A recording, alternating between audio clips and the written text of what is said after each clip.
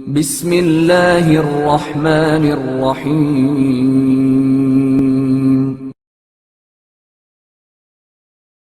خلق خدا سے نیک سلوک کا نتیجہ۔ حضرت امام موسیٰ کاظم علیہ السلام فرماتے ہیں کہ بنی اسرائیل میں ایک نیک اور پرہیزگار شخص تھا اور اس کی بیوی بھی اسی کی طرح نیک اور پرہیزگار تھی۔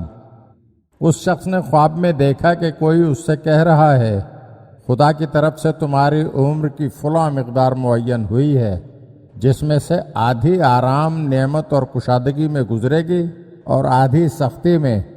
اب تمہاری مرضی ہے کہ پہلی آدھی عمر نعمت اور کشادگی میں گزارنا چاہتے ہو یا اس کے برعکس، اور جو تم اختیار کرو گے ویسا ہی ہوگا۔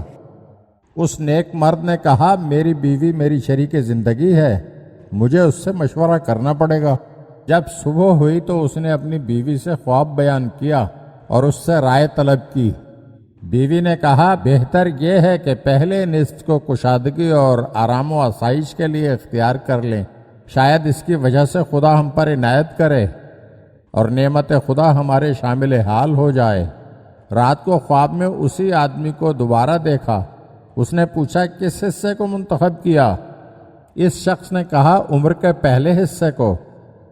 اس نے بھی مان لیا اور چلا گیا۔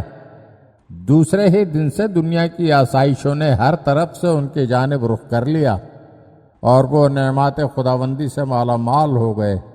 جب اس کی نیک اور عقلمند بیوی نے یہ دیکھا تو کہا، بہتر یہ ہے کہ اس مال سے اپنے رشتہ داروں، ہمسایوں اور غریبوں کی مدد کیا کریں۔ اسی طرح نیک اور اچھے کام کرتے ہوئے ان کی آدھی عمر گزر گئی۔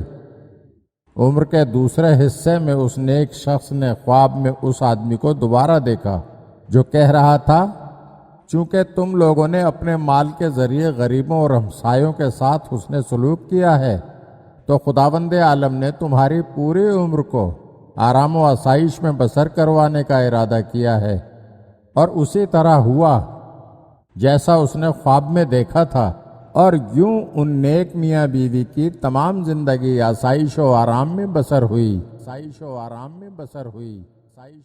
اگر آپ ہمارے چینل کی نئی ویڈیوز دیکھنا چاہتے ہیں تو ہمارے چینل کو سبسکرائب کریں اور گھنٹی کے بٹن کو دبائیے تاکہ ہر آنے والی ویڈیو آپ کو جلد موصول ہو سکے۔ اور ہاں، لائک اور شیئر ضرور کیجیے اور اپنے قیمتی کمنٹ سے ہمیں آگاہ کیجیے۔